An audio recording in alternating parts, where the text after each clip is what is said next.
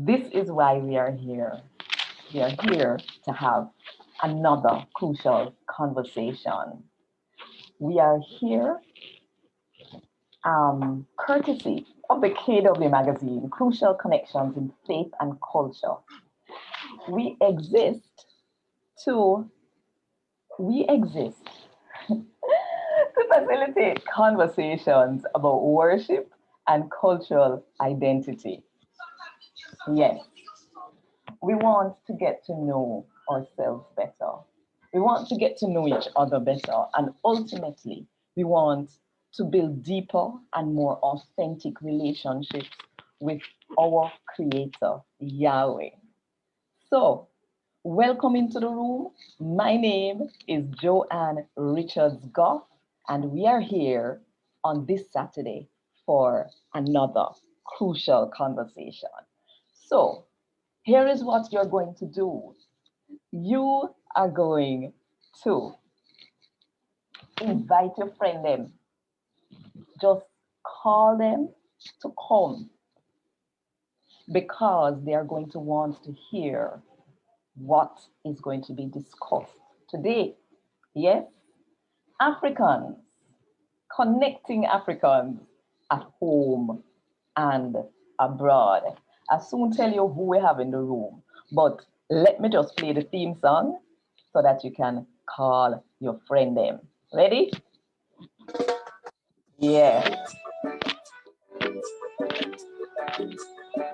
Whoa, yeah.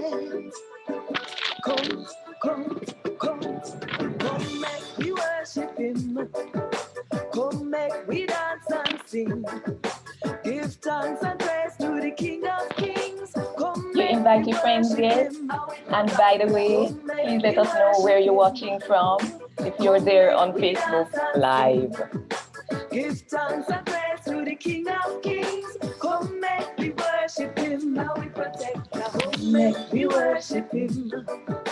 Come, make we dance and sing. Give thanks and praise to the King of Kings. Come, make we worship Him. How we deliver. Come, make we worship Him. Come, make we dance and sing. Give thanks and praise to the King of Kings. Come, make we worship Him. Come, make we worship Him. Come, make we dance and sing.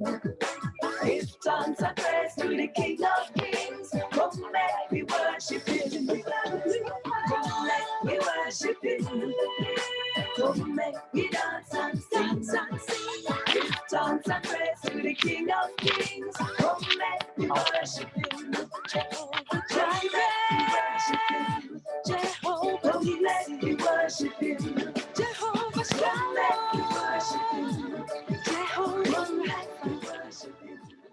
All right, all right, all right. I hope you have called out all your friends and your relatives and even people who are not your friends.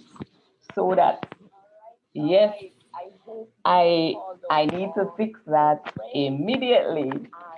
Ah, there we go. So, in the room today, in our crucial conversation. Of course, I'm going to mention first my lovely co-host who was missing last week because she wasn't well. And we prayed for you, Denise. Please show us your face. Yes, yes, yes. So, boy, Denise, you don't know how happy I am to see you. Yes. So, Denise is here with us.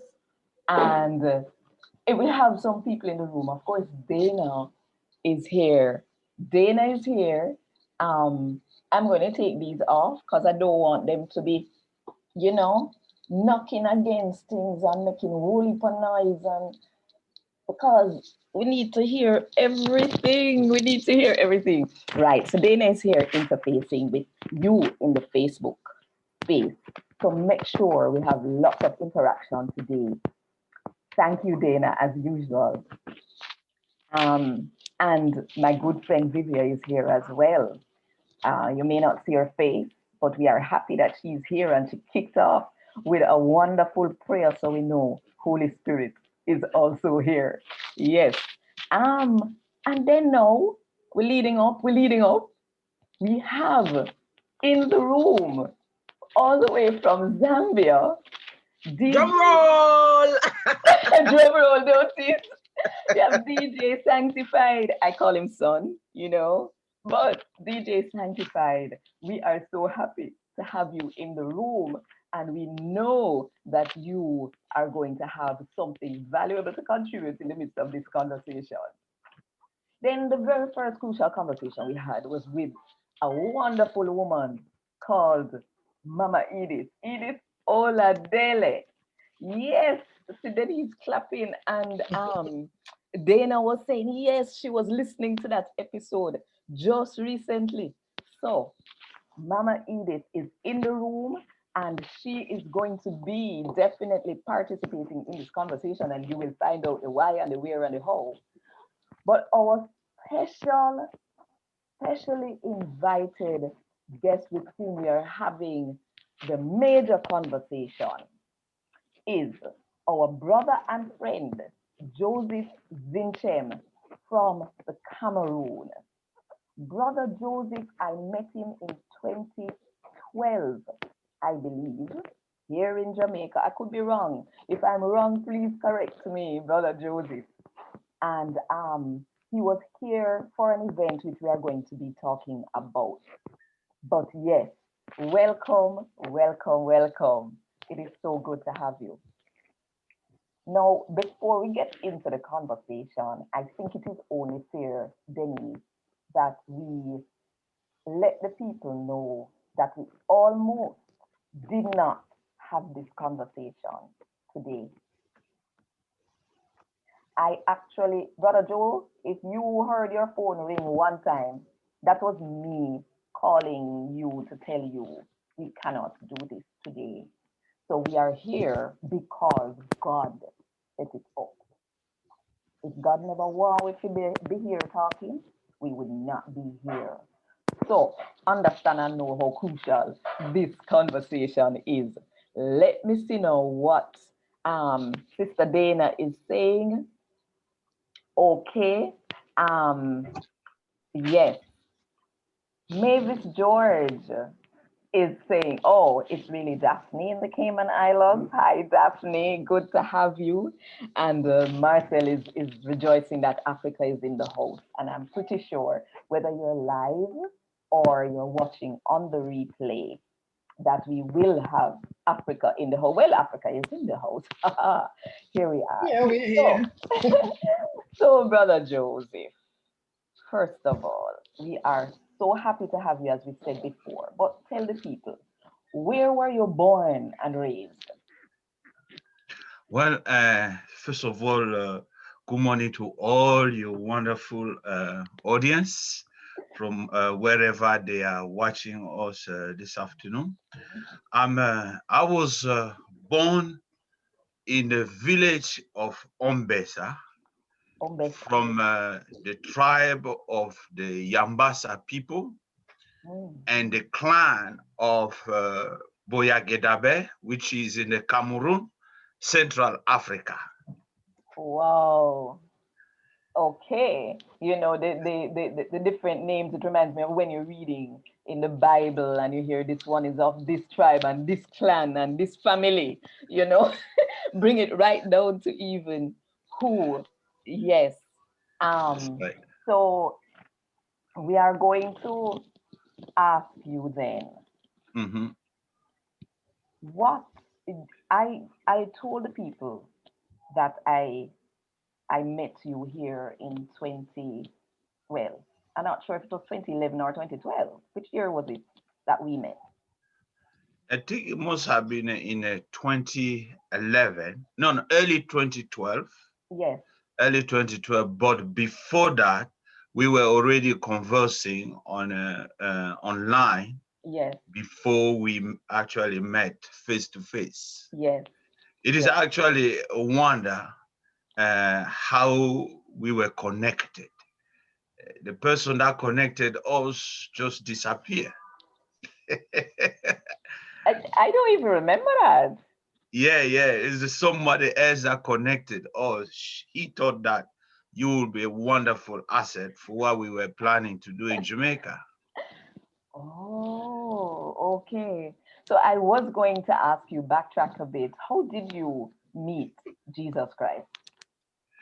Well, uh,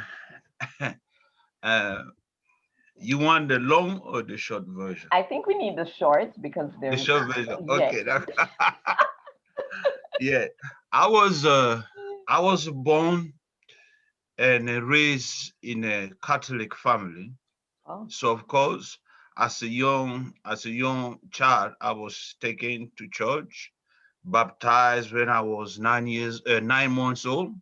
mhm, But as I was growing up, I was observing things around me, observing things in a church that did not seem right.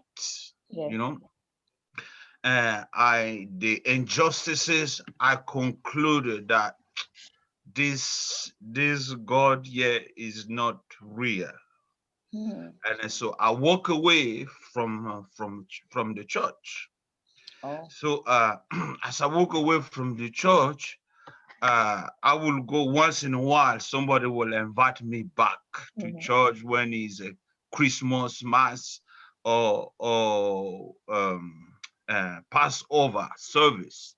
I will go, but no entry.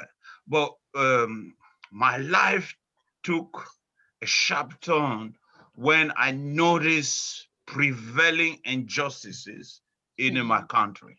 mhm, I'm a native of Cameroon, but I was looking the expatriate mhm. European coming and having a much better life in my country than us Cameroonians. That Wow. revolted me, Hmm. and I became an open. I went into an open rebellion, Yes. wanted to fight the injustice and to save my country and Mhm. Africa. Okay. Little boy. So I was in that quest. And in fact, it was during that time that I started reading for the first time the Bible for myself. Yes. And so and as I was reading my Bible, thinking, one evening, I was just sitting and reflecting on the things around in my life, and I had a vision unfolding, black and white vision unfolding before my eyes, and I saw someone coming down from heaven and taking my brother, my older brother, the only one that has made a genuine conversion to Yes. Christ, back to heaven. I was shocked because I say, if they are people that ought to be taken to heaven, is me, because I was African fighting for the cause of Africa. Not him, because I view him as a sellout to Yes. white folks. You Yes. see, and Wow. then so, but my brother, my older brother, and I have a really great relationship. There is an affinity between us. He looked down in that vision and he asked me, "Younger brother, you want to stay?" And in the vision, I jumped and held his foot, and that was it. After that, I went into 9 days torment. I was deeply convinced of what I can say today of my sins, and I was watching my life uh, playing before me as a movie, black and white movie. My words, my action, but also the attitude behind. I knew that was it for me. So as I had almost gave up. I got up, went to his room, found him in his apartment, and I said, I'm giving up. Mhm. He said, what? I said, yes, I'm giving up. He got up from his bed. It was a Sunday morning. Before he got up and went to his church, he laid his hand on my knees and prayed. I don't know what he said in his prayer, But I remember what happened. The power of God came to me and just filled me, and my torment was instantly stopped. Everything around me changed. The world became beautiful, exciting. My heart was filled with joy. I said, wow, this thing was not too far from me. And I Mm. almost died looking for it. You see?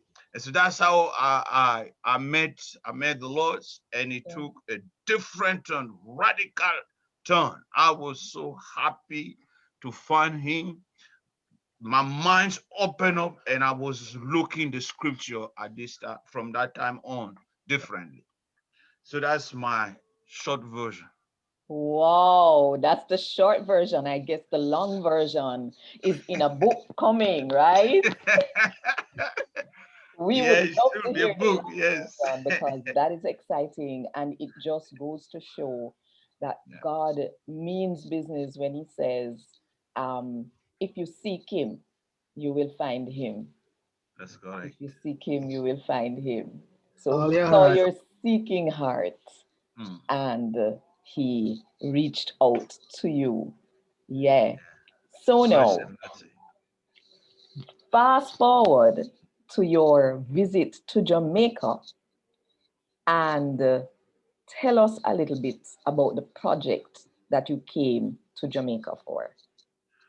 Well, the project that brought me to Jamaica is I I first came to Jamaica in 2003. Okay. Yeah, yeah. So when you and I met early 2012, it was I have already been coming uh, for several times Yes. to Jamaica. But what brought you and I to meet was a project that was called Lifeline Expedition. Lifeline Lifeline Expedition, expedition. yes, Lifeline Mm. Expedition was a Christian effort to bring an answer to the legacy of the transatlantic slave trade. Mhm. So my friend and a colleague, David Port, an Englishman, had a vision, and in his vision he developed an approach where the European and European descent will be bringing apology to the African descendant Mhm. due to the history of the transatlantic slave trade and the subsequent legacy. Also, they have to, in addition to identify, no, no, I mean in a way of identifying with what the African people were subject to, they have to put white people have to put on their neck a yoke, a wooden yoke, The yolks. Yes. and chains on their Mhm. hands, because that's how the African people were transported from the interior of the continent to the coast. Yes. And so and so it was a symbol of identification. And so they will wear that on themselves, walk walk silently, and in a certain given point Mhm. present an apology to the people of African descent. And so I joined that effort in 2004. So you joined that effort to do what though? I mean, you Yeah, are a Black African, yes, and here it was people of European yeah. descent were on this project. What was your role in that project? Well, I mean, that's very good, interesting, because before I met them, I was already doing that. Not with yokes and chains. You were already apologizing. I was already involved in the work of reconciliation, bridging the African descendant with their roots back in Africa, and addressing the issue of separation that saw millions of African descendants forcibly transported to the Americas. So let me ask you, is it during that period of time that you met Mama Edith? Oh, okay. That's it.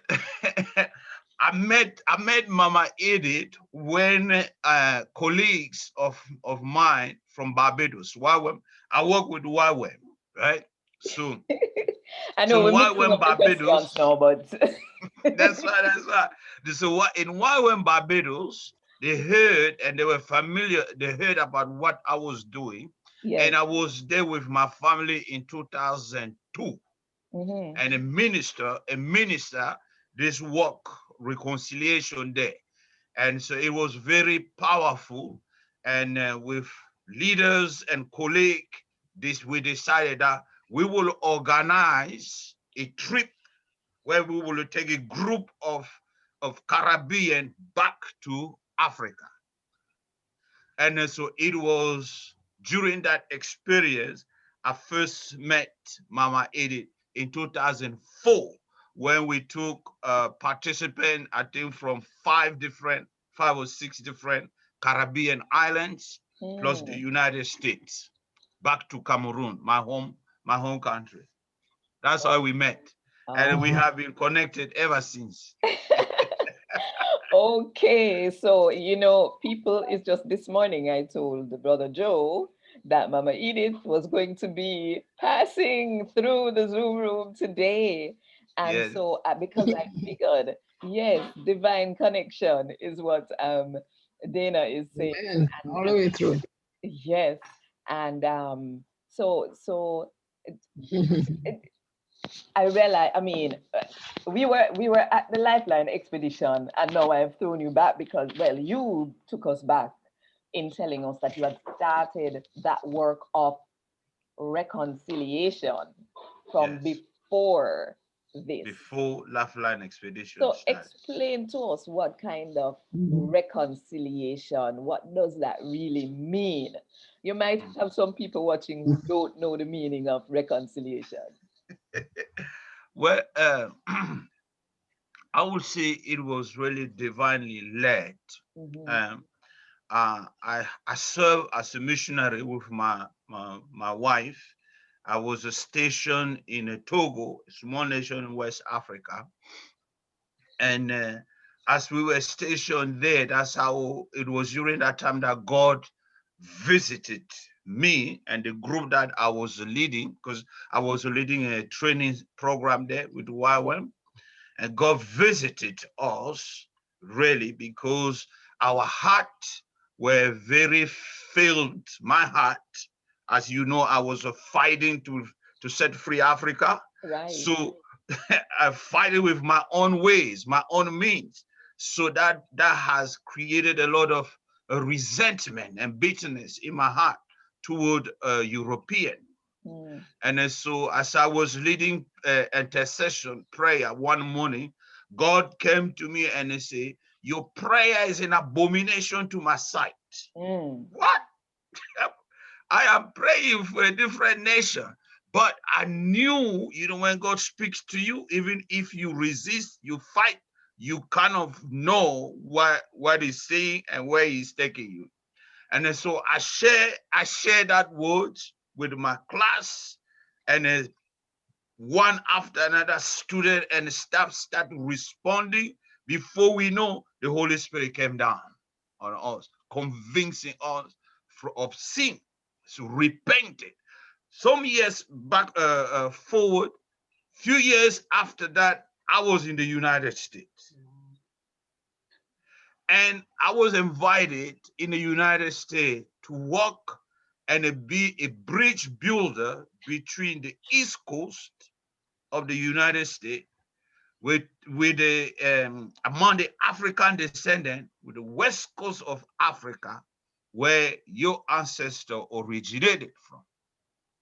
So that was my assignment. That's a specific invitation Mhm. addressed to me.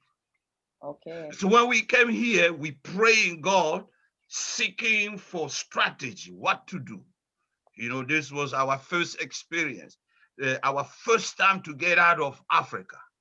So what to do? We pray, and that's how God led us again into this world. Say, you cannot come to Africa, from Africa.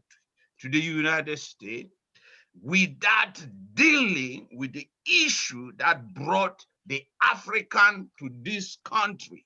And that issue is the transatlantic slave trade. Yes. So I understood that in the mind and the heart of God, our life, our dignity, and the state of our minds are more valuable than our programs. So that's how I was led. I'm going to ask you to repeat what you just said a while ago, please. Okay. Just repeat what you just said a while ago. So I was saying, I understood that in the hearts and the minds of God, our values, our dignity, and the state of our well-being are more valuable than our programs, ministry programs, and whatever. And so that's how I end up giving entirely my life for this cause called reconciliation. Because the African descendants in America did not choose to jump in the boat and pay the visa to come to the Americas. They were forcibly taken, forcibly carried here. And then we know what happened once they landed here in Americas. So these issues, we might put it like, oh, this is way back in the history, we don't want to go back there. But it has not been dealt before God as it should have been dealt with. And then so that's how I came, that's the conclusion I came into, because if he brought me from Africa to deal with this, it was not my choosing. It was not my choosing. It was his guidance. That's me. It is something dear to his heart that he wants to deal with and bring it to a closure, however and whenever he could. So wow. I don't know, I probably went all over to answer that question, but that's how I end up with this, and that's the kind of work I'm doing. Actually, my missionary vocation. That is a powerful work. And Denise, remember when we spoke with Mama Edith, right? She spoke about her experience going to Africa and receiving an apology. Yes. Mama Edith, tell us, can you just share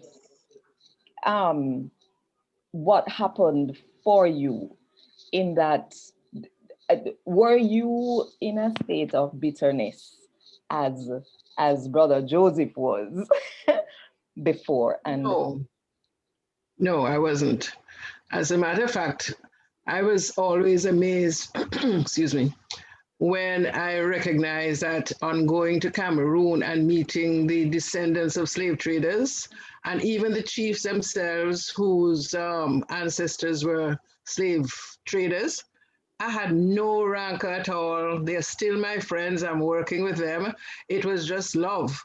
But you had a lot of people who were coming and apologizing for what their own grandparents had done to ours. But I had no feelings of unforgiveness at all. No. And whenever it has crept in, I think it has crept in more now, more recently, as I've been working, than it had then. Wow.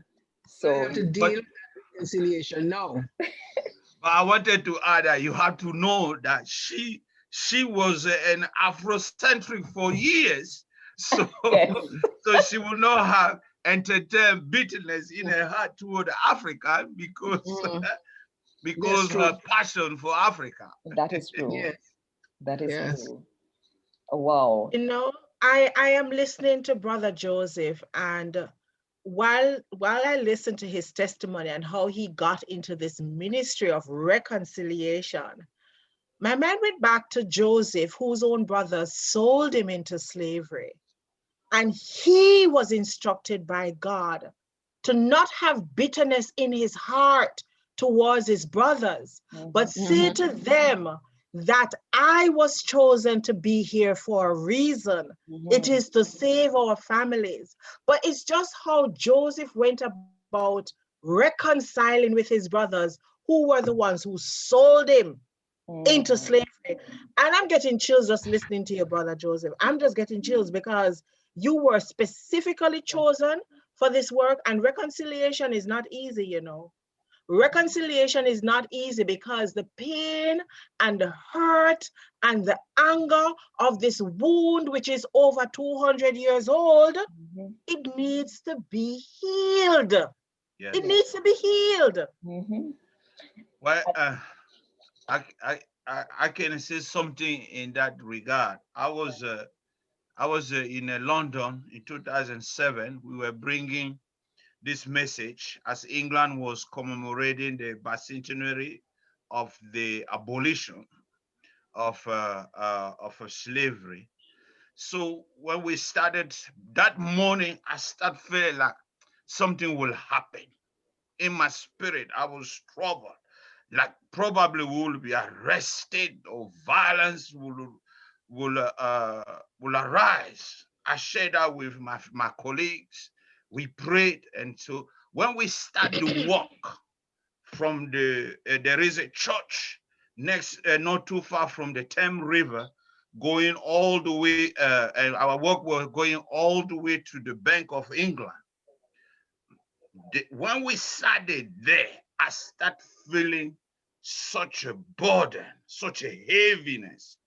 It's like God was pouring on me, my heart, my mind, my whole body, the Wow. pain of the African people for Wow. centuries.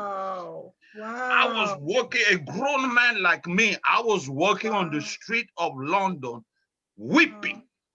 Yes. Nobody could understand what I was going through. I could not really Wow. explain to people, Yes.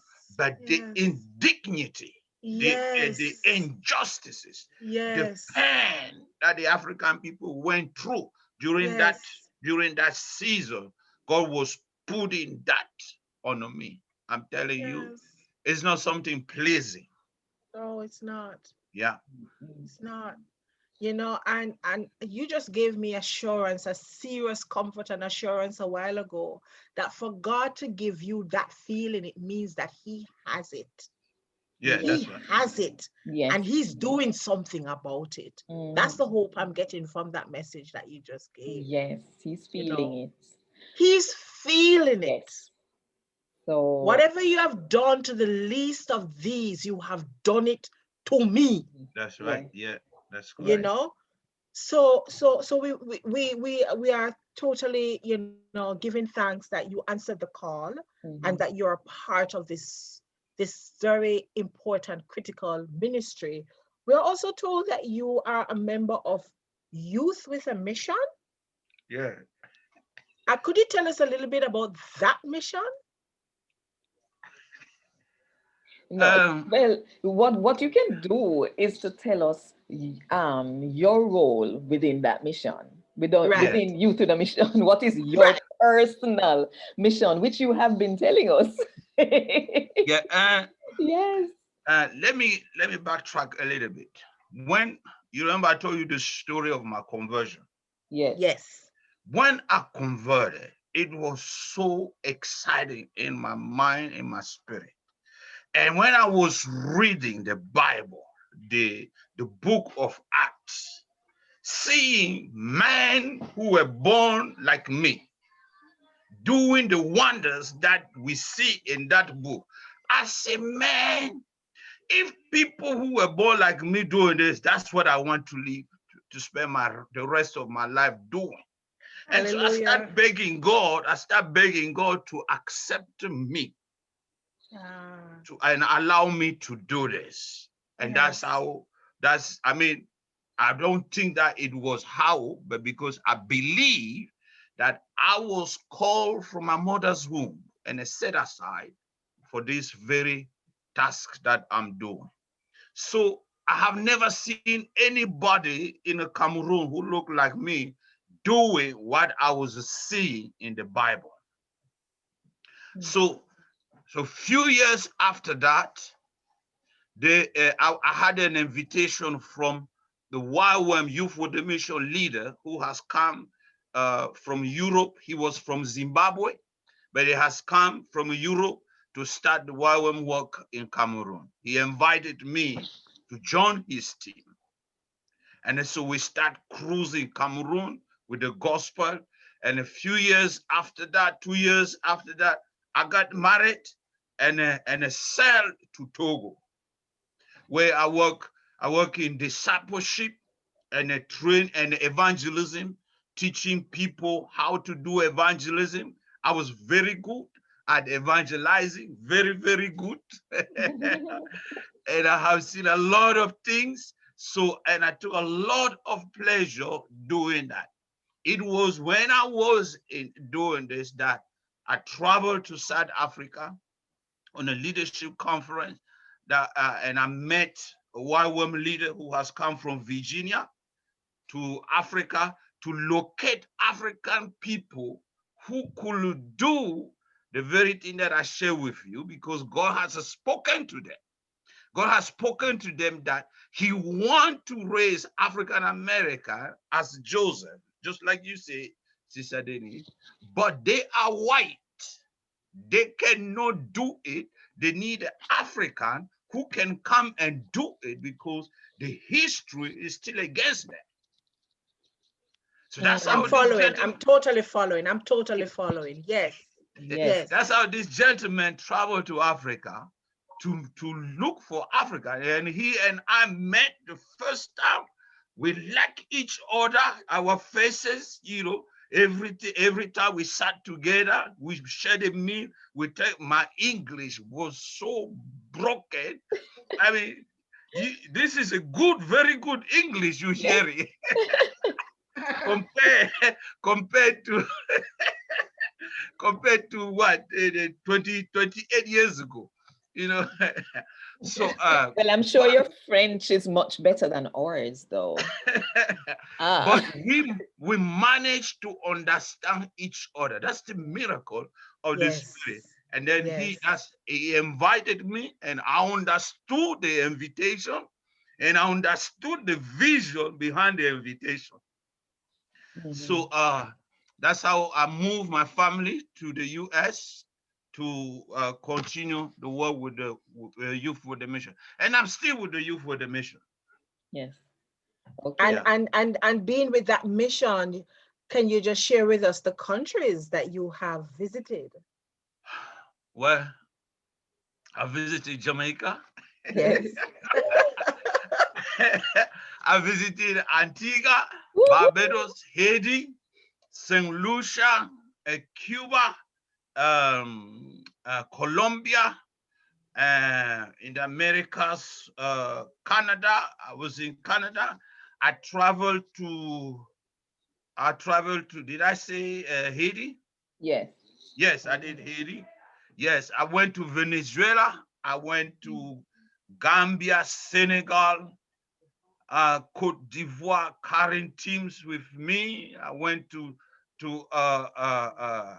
Mali, Cameroon, my home country, Gabon, Ethiopia, what else? New Zealand, Germany, Wow. France, England, Portugal.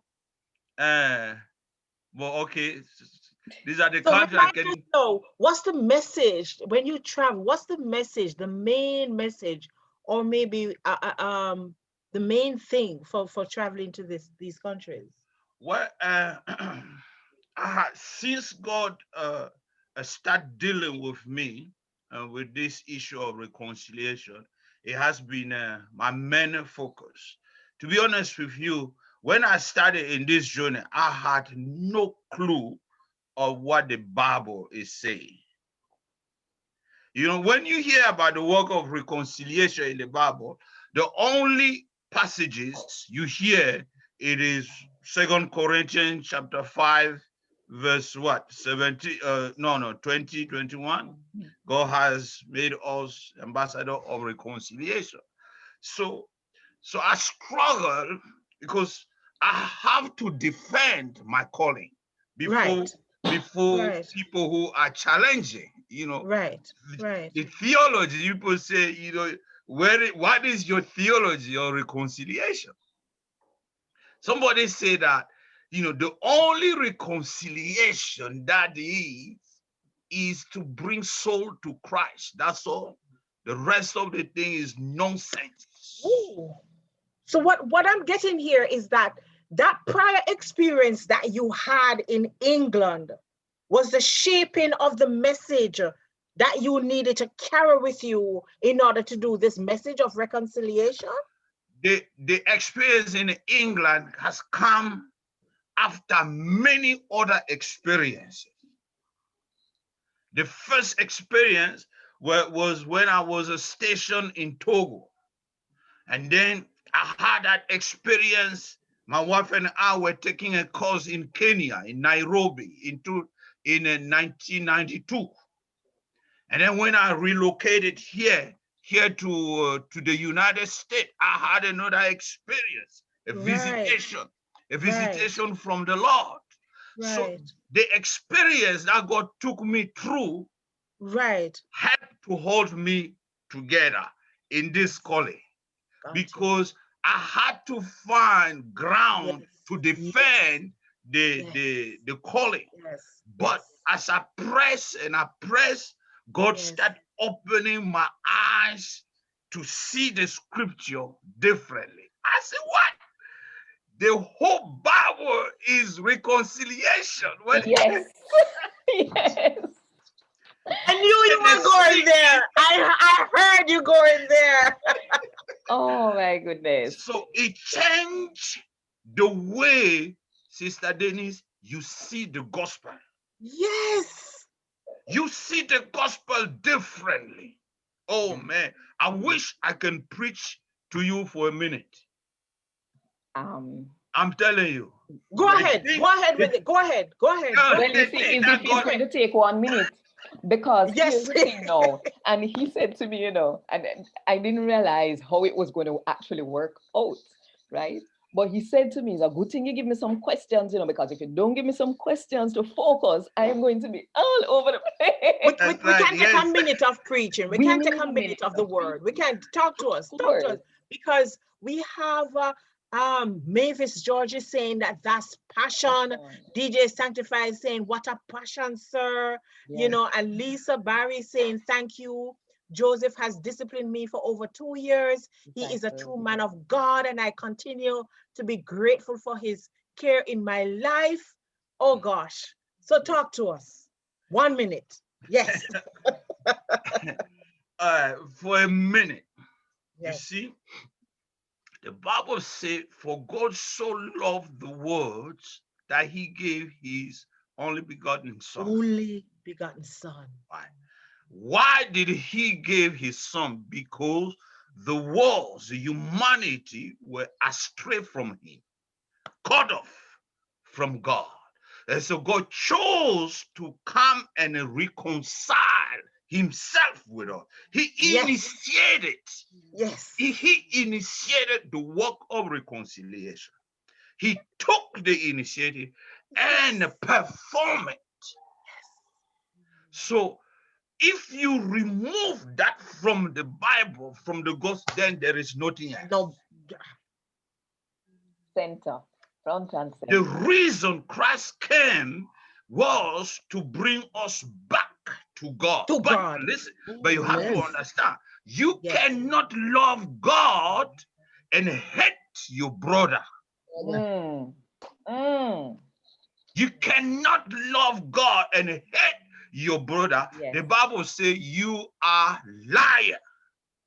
It's not my word, it's the word of God, it's the scripture. Yes. And so when we say that, the only reconciliation that is to bring people to Christ. That's, you see it just in one little angle. You bring people to Christ, but you still hating them. No, make no You're sense. still treating them less than human being. You see? That no make no sense. That no make no sense. What? But But we have then, when we have this understanding, we understand that we have to allow the Holy Spirit to teach us Exactly. what we need to be taught and take Yes. us into that. So we can Yes. teach the people to deal with the issue of their hearts, Yes. so we can Wow. reflect the glorious gospel of the kingdom of God. Oh, bless you for that Amen. minute. Amen. Bless you. Amen. So now I want you to bring us back now to what happened when you came to Jamaica. You say what the mission was to Yes. walk um, from And the ports yes, to some designated locations. location. Yes. So, and I remember seeing you in the shirts that said "So sorry," Yes. and there were people with the yokes and chains apologizing for the role that they played, that their ancestors played Mhm. in the transatlantic slave trade. How did that go for you? And before you zoom in on Jamaica, let me ask: did you do this in any other Caribbean country? Yes. Yes, we Okay. did. We first took it to Barbados, Yes. and then from Barbados we went to a team. We break up in different teams. One team went to Curacao. One team went to Martinique and Guadeloupe, Mhm. and I took a team to Cartagena in Colombia, which Yes. is in the Caribbean coast. Hmm. And then it was during that experience in Barbados, I have already uh, uh, been connected with the Caribbean. My heart, I was already in love with the Caribbean. So, and I knew already Jamaica, Hmm. and have gone to Haiti. Look at the history, the nation of Haiti. Look at the history of Haiti, and I had a different reading from what I was hearing before. That's right. And so when we had that experience in Barbados, I say we have to come back to the Caribbean and reach what I have termed at that time as the most influential nation in the Caribbean, which was Cuba, Haiti, Dominican Republic, and Jamaica. These are the countries that I say we have to take the expedition, this message to them. Hmm. And so I start coming to Jamaica. Every time I will come to Jamaica, I will meet with leaders to share the vision and with the hope that it will happen. So it took me probably from 2005 and up until 2012 to materialize that vision in Jamaica. So when we came to Jamaica, we worked, we prepared to coincide with the Jubilee celebration. You remember it was August, and that particular August, Jamaica was in the Olympic game with Yes, in Usain London. Bolt. You Hmm. remember? Yes. Yes. So the time in Jamaica was one of the most powerful experience we have ever experienced and we have ever had in a Mm. Laughland expedition. Wow. Really powerful. My friend and colleague David, who was the founder at that time, who was the founder of the ministry, said Jamaica was the most powerful experience we have ever had. I was leading the ministry at that time, because in 2007, he felt like his role has come to an end as the leader. So he stepped down, and people say, Joseph seems to be a Joshua. He can take it on. Mm. So that's how I end up in the main role, in the main leadership of the ministry. So we had a really, really good experience interacting with the people, bringing them message. I remember when we started in the Kingston Harbor, we were supposed to have a police escort. The escort did not show up, so we decided to go. We didn't know the way. we end up lost in the inner city of Kingston. I don't know if it's a Majestic Garden. Is it, what is call it? Is it? Yes. Yes. That's how it's called? Yes. Yes. Mhm. Yes, yeah. Majestic Garden. So we walk in there. We try to find our way to the Emancipation Park, where we were being expected. We came, and so I stood up in the middle of the neighborhood with my djembe. I beat up the djembe, and a Rasta heard it, run from his house, and he said, Ashanti. Oh He God. came and he saw this strange and a shocking spectacle before him. White people with yokes and chains, and a black are with them. He was curious to know what was happening. So we explained to him our message, the reason we were doing it. This man's heart was melted. Wow. He said, I want you to come and work with my young people. Mm. Wow. Your message is very important, it's very needed in our country. Right. And he went back, took his bike, and led us to show us the way, all the way to Emancipation Park. Ah. So And we Wow. could say that that wasn't coincidence. That was a No. God incident, Yeah. as Yes. Joanne would say. Definitely. exactly. Wow, definitely. And then you had shared with me another experience that you had in Spanish Town, was it? Yes, Spanish tell us Town. about Spanish We Town. have tried to go to Spanish Town, and we were denied. So they had a celebration on that same evening of the big celebration, and one of the county, is a county, no, a Parish. parish leader Mhm. was convinced. So he called me. He said, "Can you guys make it tonight in a Spanish Town, and we will insert you in the program?" I said, "Yes, we're coming." So I gathered the team. We jumped on our bus and went to Spanish Town. The mayor was there speaking, and when our turn came, we went up. I introduced the team, and Yokes and Chen, and the European representative, as as well as the African, issued the apology. We finished there, but they were Rastafarian in the crowd that came to me to confront me. And Yeah. so I remember this Rasta. His name is Ras Kremlin. He was so passionate because he had a case, against us Christian. Ah. So I'm listening to his confrontation, and I'm answering to him in really respectful way, conversation. And and and as we talking, God just gave me the grace and a favor to preach with that man. When we Amen. finished he finished the confrontation, and I gave him the answer.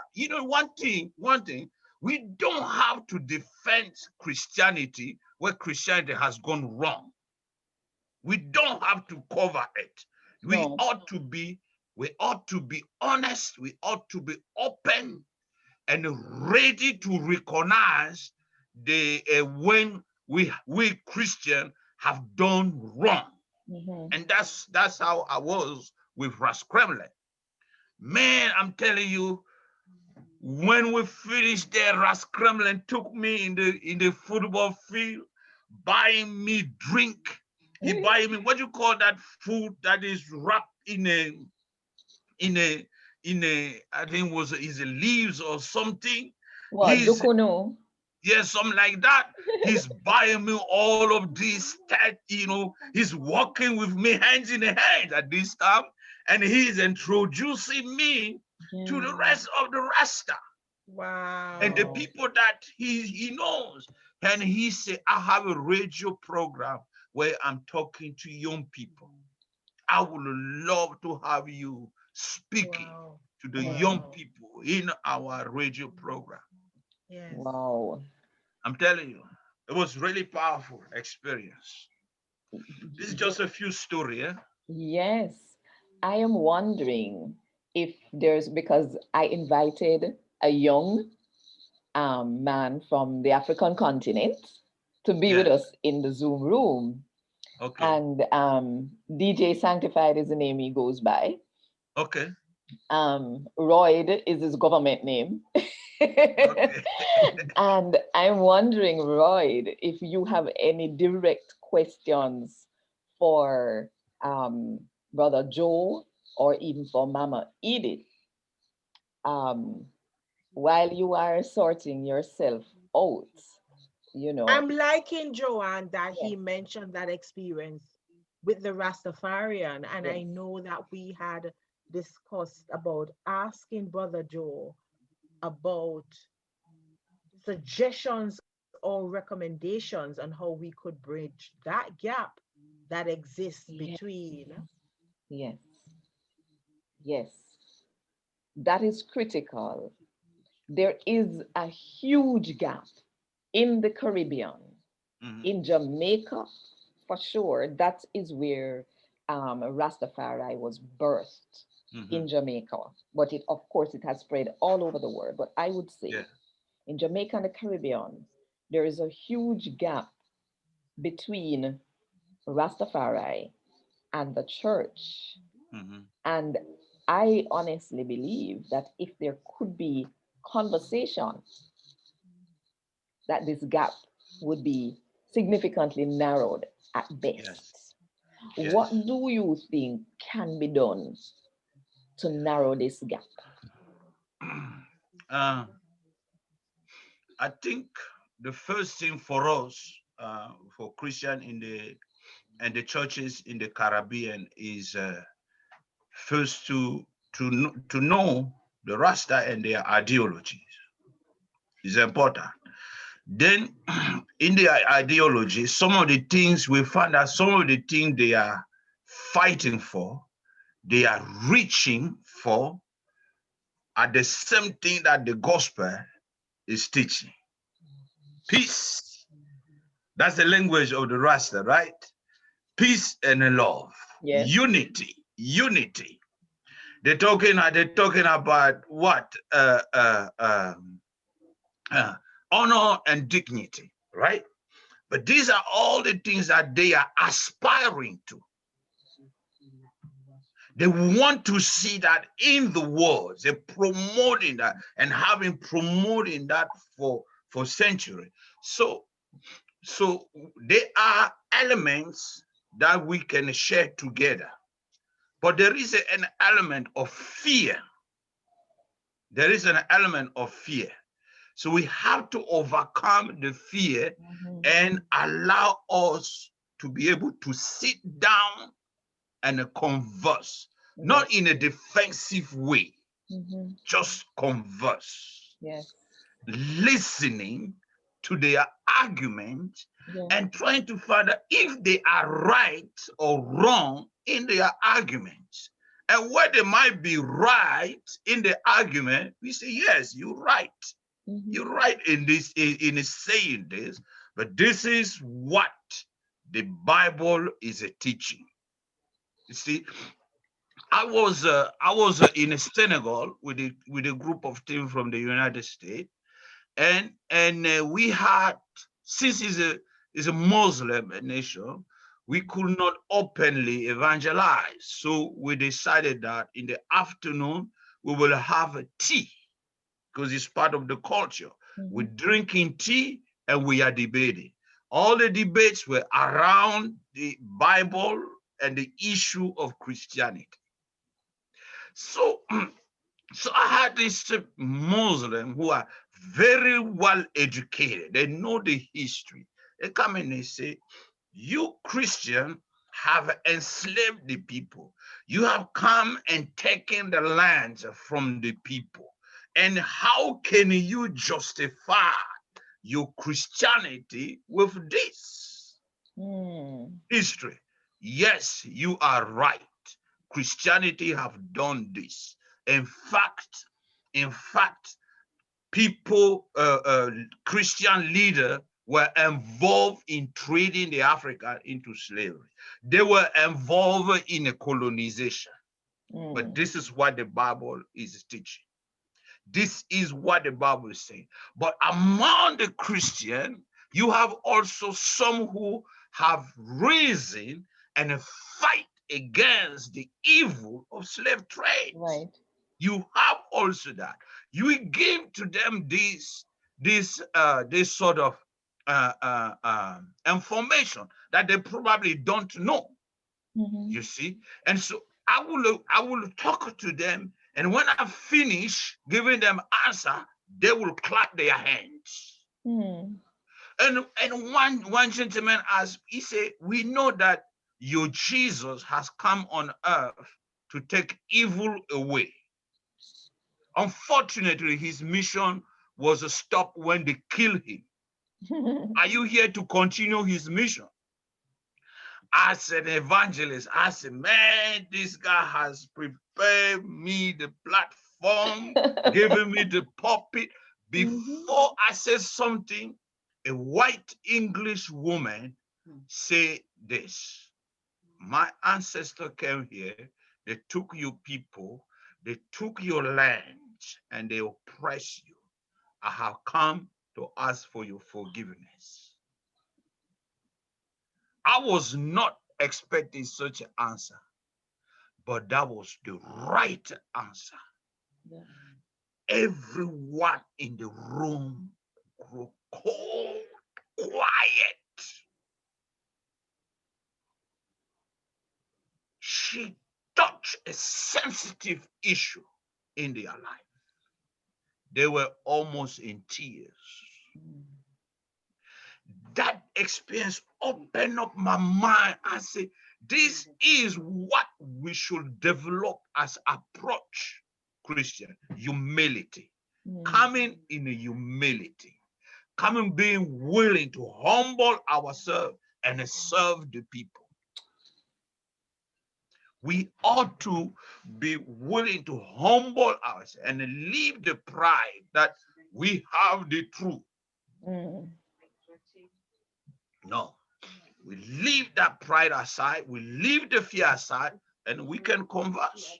I think it was the last time I was in Antigua with Mama Edith. We went to visit Emperor. What's his name? What's his name, Mama Edith? Osajifo. Yes. Osajifo. Man, yeah, man, this guy loved Mama Edith, and he loved me. He took me, telling me his story, telling me his wife and all of that. And he knows that Mama Edith is a Christian. He knows I'm a missionary. You see? So I think God had to change our heart and change our minds.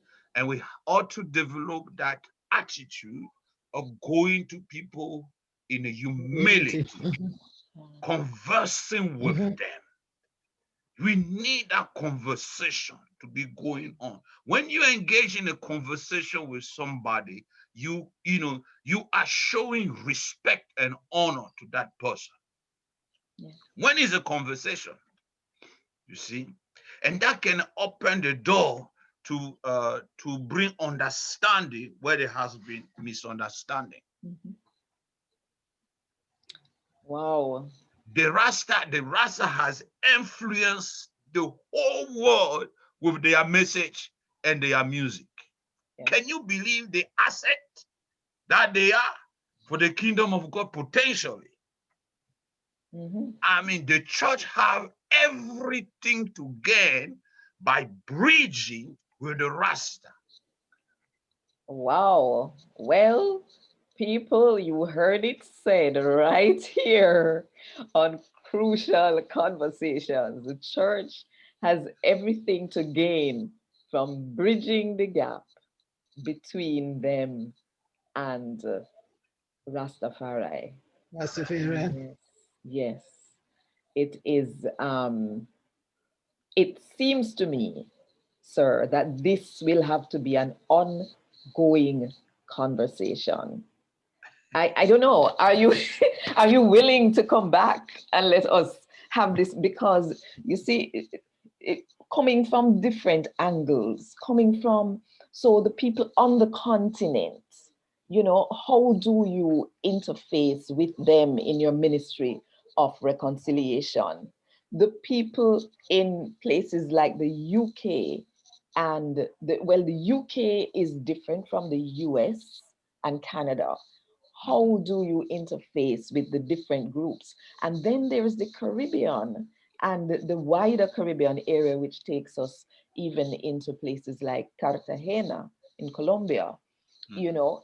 And how do you have the Ministry of Reconciliation to bring all, to bring people of African descent back to God and back to an understanding of who we are. And back, I would like to say, and tell me if this is a part of the mission, to better relationships among ourselves, between each other. Is that a part of the mission, helping us to get to know each other and understand and love each other? Yes, that's part of our assignment. You see, you see, when I come to Jamaica and I walk the street, nobody can tell that I'm not from Jamaica until I open my mouth, Yes. right?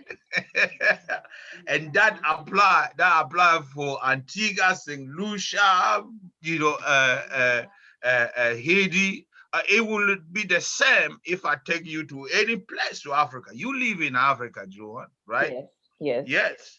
Yes. Until you speak, nobody will say that you're not from Africa. Mhm. But we have something that happened in our history, and it created the difference. And that thing that happened in our history is called the transatlantic slave trade, or the transatlantic human traffic. Human trafficking, yes. Yes. Uh-huh. So that is what caused the gap, the hostility, the distance between us, and the whatever sentiment that we know Yes, has been created. So it is important for us to face that history together and mhm, deal with it yes, in order for us to be to have that unity that the Rasta has been promoting yes, for decades. yes. I mean, can you believe the church is the agent that God set on earth to Mhm, do reconciliation, yes, broker peace, and bring unity between the people? You yes. see?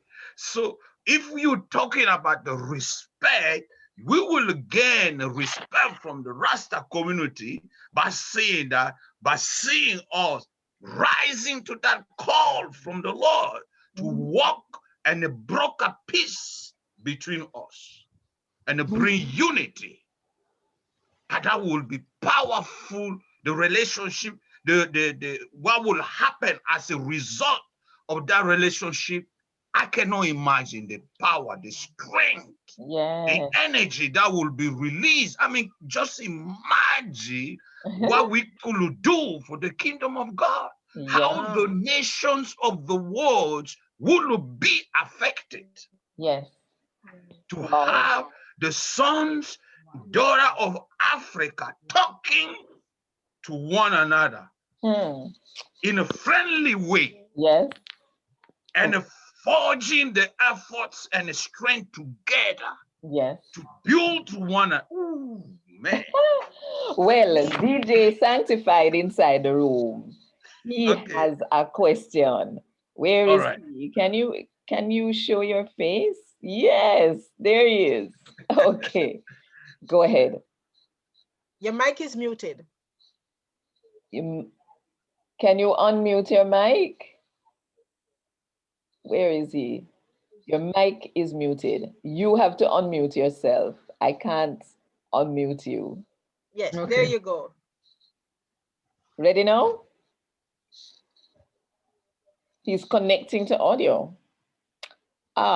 So it's not happening for some reason. So I tell you what, type your question in and I will be your voice one more time. But in the meantime, Denise, you were about to say something before I jumped in, I think. Yes, I'm saying that for those who are interested uh, in hearing another aspect from Brother Joseph, his devotional, he has a devotional for the latest issue. It's not even published yet. So here is what people need to do. And thanks for reminding me, Denise, because I had Yes. totally forgotten this. And this is all a part of the whole God incidents, right? So, Can I go on with my question? hey, Ah, yes, yes. we're not going to say no because we don't know if you're going to Yes. disappear on us again. So go ahead and then we No, tell no, no. you. Go Thank you. ahead, go ahead. Yes, so speaking from a young person's point of view, I wanted to know, according to Joseph, how much is he getting young people involved in the reconciliation works? That's my question. Excellent. Uh-huh. Thank you. I have been traveling the world and speaking and teaching on this subject, and I love to be talking with young people. And God has granted me a lot of favor with the young people. When I'm talking to young people, especially among the African descendant, I mean, it's like, wow. We thought this issue is just debated by politicians, you know. and uh, and many years ago, as I travel, I'm teaching this. People start saying, "Please write a book. Please write a book." I said, "No, I'm an African. I don't do books." So, probably 3 years ago, one of the young lady from Puerto Rico, I have had discipling, and she's still in my life. Invited me, say, "Come, you tell the story, I will write for you." So she flew me. She said, "We will take days off from everything. You sit down, you telling the story, and I'm writing." So in 10 days, she managed to dig into 28 years of Wow, history it can happen. and put it and draft a book that is still not published, but it could be published probably in the next few months. And that book, I dedicated the book to the young African descendant Mhm. All right, from all over beautiful, the world. beautiful.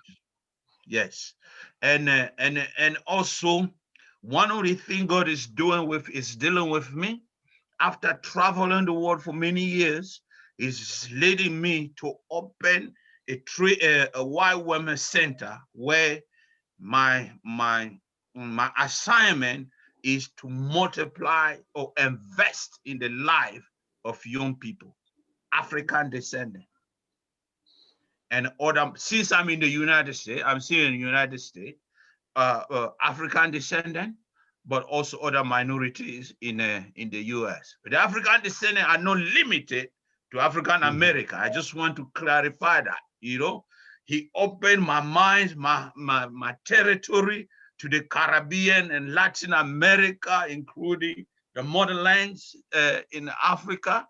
So everyone is interested. Mm. Everyone potentially invited already to come. And then where we don't know, we will wrestle together and learn. Yes. And what I would say, Roy, too, is that here is a space for us to have further conversation with the young people. That's Um, correct. Young people Thank like you. you and even younger than you who Yes. would be able to, because already for the last couple of weeks we've been having young people on, and it's just so Mhm. exciting to see how they're being liberated. They Exactly, provided me with exactly. that term because I was saying they're being radicalized. And one of them said they that's prefer that's the not a word term to use liberated. today. What's that? Yes. Beautiful. Yes. So Yes. Thank you for really, your question. yes, Thank you, sir. Yeah, I'm grateful. great. is not a coincidence because 2 weeks ago we had five young persons, Joanne, in the For room yes, for Wow. talking about Mm, repatriation and the yes. injustice and reparation. Yes. reparation, sorry, Mhm. and the injustice and the Mhm. conversation was just that we need to hear more about this. And now to have Brother Joseph today talking about reconciliation. I'm Mhm. so sorry they were not part of this, but we Yes. need to get them watch this episode. Mhm. Definitely, and to have it shared as much as possible. Um, and really greetings to all the people. Lisa Barry, I see your comment there, and I'm going to read it later. And who else was Vivian Peter? And my aunt Pam is saying hi, Jojo. Hello. And share. We need to involve more people in these conversations. Mhm, Malachi 3, verse 16. Those who feared the Lord mhm. spoke with each To one other, another. and then a book of remembrance was opened. And I keep remembering that verse every time we have these crucial conversations because it feels as if we're unraveling things that were tied up over a long period of time. And we really are getting to know ourselves better and getting to know each other better. Look at us here, right? We have Joseph, who lives in the US now, but originated in Cameroon. We have Mama Edith, who was born and raised in Antigua, but she has lived in Nigeria, and she will tell you she is African, right? And then um, you have Royd all the way in Zambia, 7 hours ahead of Mm, us, right? And then we are here in Jamaica.